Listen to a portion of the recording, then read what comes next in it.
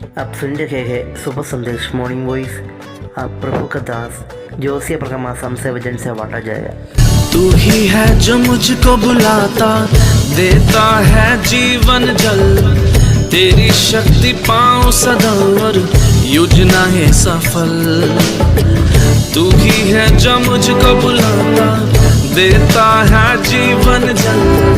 तेरी शक्ति पाऊं सदा, योजना है सफल हो जाए। जय जय नाम यीशु नाम, गाऊं मैं सुबह शाम। जय जय नाम यीशु नाम, गाऊं मैं सुबह शाम। जय जय नाम यीशु नाम, गाऊं मैं सुबह शाम। जय जय नाम यीशु नाम, गाऊं मैं सुबह शाम। परमेश्वर का नाम की महिमा हो। मुझे सुनने वाला हर एक भाई बहनों को जल्दी आने वाला प्रभु यीशु मसीह का पावन और मीठे नाम में हमारे प्यार भरा नमस्कार। आइए आज का मनन के लिए हम लोग पढ़ेंगे इफिसियों का पत्री 6 अध्याय उसका 18 से 20 तक। इफिसियों का पत्री 6 अध्याय उसका 18 से 20 तक हम लोग पढ़ेंगे।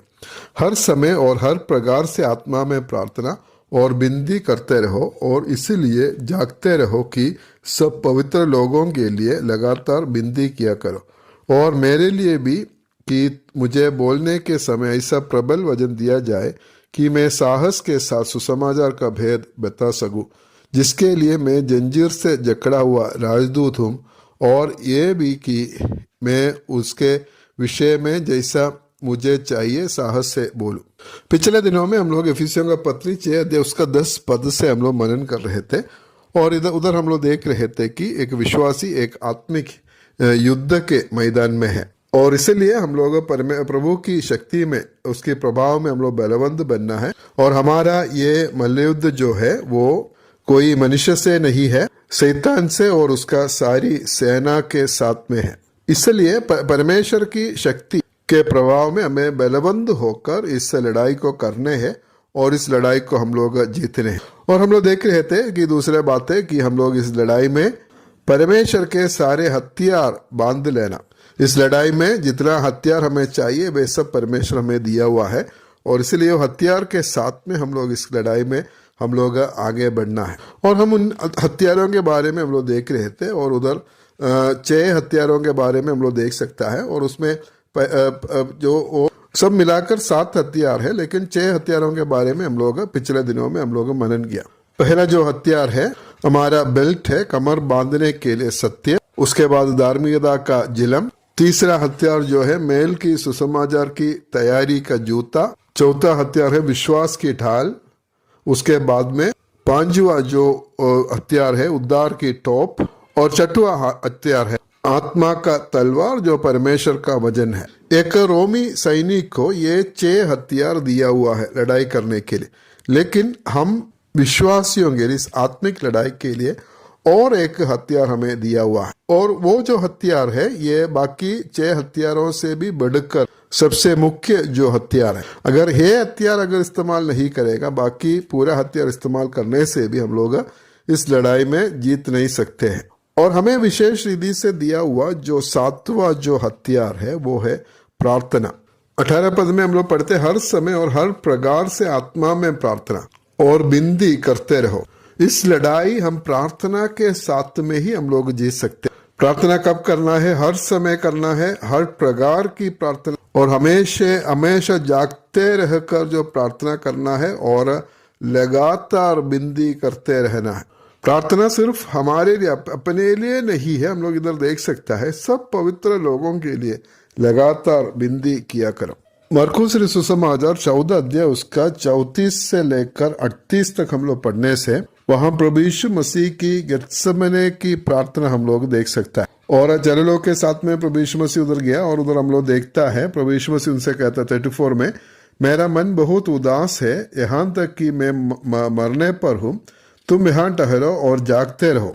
और 35 पद में हम लोग पढ़ते हैं वहां से प्रभु यीशु मसीह थोड़ा आगे बढ़कर और भूमि पर गिर कर प्रार्थना करने लगा। प्रभु यीशु मसीह बहुत मन की वेदना के साथ, व्याकुलता के साथ प्रभु यीशु मसीह प्रार्थना करते और प्रभु यीशु मसीह पिता से प्रार्थना करते, ए अब्बा, ए पिता, तुझसे सब कुछ हो सकता है, इस कटोरा को मेरे पास से हटा लो, तो भी जैसा मैं चाहता हूँ वैसा नहीं, पर जो तू चाहता है वैसे ही हो बोलकर बहुत मन में बहुत दुख और वेदना के साथ में प्रभु यीशु मसीह प्रार्थना करते। उसके बाद वापस प्रभु यीशु मसीह वापस आकर चेलों को देखा, तब चेला जो सो रहा है। प्रभु यीशु मसीह उनसे कहता है, क्या तुम एक घड़ी भी मेरे साथ जाग नहीं सकता है क्या? बहुत बार हम लोग भी प्रार्थना करता है, लेकिन प्रभु यीशु मसीह का उस बोझ को, उस वेदना को हम लोग समझ नहीं पाते। इसी प्रकार हम लोग प्रार्थना करते हैं। कोलोसियों का पत्री 4 उसका 2 पद में हम लोग पढ़ते हैं, प्रार्थना में लगे रहो और धन्यवाद के साथ उसमें जागृत रहो। प्रार्थना में लगे रहने के लिए हम लोग देख सकता है, प्रार्थना कभी भी नहीं छोड़ना है, उसमें लगे रहना है हर समय और हर प्रकार की प्रार्थना, और लगातार हम प्रार्थना करते रहना है। इस आत्मिक लड़ाई हम लोग अकेले जीत नहीं सकता है, अपना ताकत से जीत नहीं सकते। इसलिए प्रभु की ताकत, प्रभु की शक्ति हमें बहुत जरूरी है। उस शक्ति को पाने के लिए हम लोग प्रार्थना करना, प्रार्थना में समय बिताना है। उसके बाद 19 पद में हम लोग इधर देख सकता है, पौलुस से तो विश्वासियों को कहता है, और मेरे लिए भी कि मुझे बोलने के समय ऐसा प्रबल वचन दिया जाए कि मैं साहस के साथ सुसमाचार की भेद बता सकूं। इधर पौलुस विश्वासियों से विनती करता है कि तुम लोग मेरे लिए भी प्रार्थना करो। परमेश्वर की सेवकों को, विश्वासियों का प्रार्थना का जरूरत है। प्रार्थना के बिना जो सेवकाई में सफलता कभी नहीं मिलता है। सेवा करना है, सेवा में आगे बढ़ना है, तो हम विश्वासी लोग ऐसा प्रभु की दास लोग के लिए, सेवकों के लिए हम प्रार्थना करना है। इधर पौलुस उनसे विनती करता है कि क्यों प्रार्थना करना है, क्योंकि मुझे बोलने के समय ऐसा प्रबल वचन दिया जाए कि मैं साहस के साथ सुसमाचार का भेद बता सकूं। जब परमेश्वर की वचन बोलने के लिए मेरा मुंह खोलेगा, उस समय ऐसा प्रबल वचन प्रभु मुझे दे और साहस के साथ में जो सुसमाचार बोले, और उसके लिए हम लोग जो प्रभु के दासों के लिए प्रार्थना करना है। हम लोग देख सकते हैं बहुत जगह में हम लोग इस बात को हम लोग देख सकते हैं, पौलुस विश्वासियों से प्रार्थना मांगा है। थिस्सलुनीकियों का दूसरा पत्री 3 उसका 1 और 2 पद में हम ऐसे पढ़ता है, अंत में हे भाइयों हमारे लिए प्रार्थना किया करो कि प्रभु का वचन ऐसा शीघ्र फैले और महिमा पाए जैसे तुम में हुआ, और हम टेढ़े और दुष्ट मनुष्यों से बचे रहे, क्योंकि हर एक में विश्वास नहीं। हम प्रभु के दासों के लिए प्रार्थना करना है, परमेश्वर की वचन के लिए प्रार्थना करना, पापियों के लिए प्रार्थना करना है। पापियों के लिए हम इसलिए प्रार्थना करना है कि वो लोग उद्धार पाए। परमेश्वर की वचन के लिए हम लोग प्रार्थना करना है, क्योंकि वो वचन ऐसा शीघ्र फैले, जल्दी परमेश्वर के वचन सब जगह में पहुंचे, उसके लिए हम लोग प्रार्थना करना है।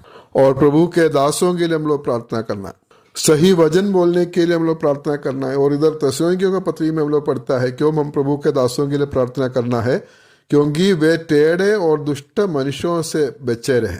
जब परमेश्वर का वचन जब बोलेंगे तब लोग विरोध करेंगे, निंदा करेंगे, लेकिन ऐसे समय में परमेश्वर उनको बचाए, और उसके लिए हम लोग प्रार्थना करना है। प्रभु हमें सहायता करे इस आत्मिक लड़ाई में। ये 7 जो हथियार हमें दिया हुआ है, इसका सही प्रयोग करने के लिए और इस लड़ाई में आगे बढ़ने के लिए और शत्रु से जीतने के लिए प्रभु हम सबको सहायता करे। परमेश्वर का नाम की महिमा।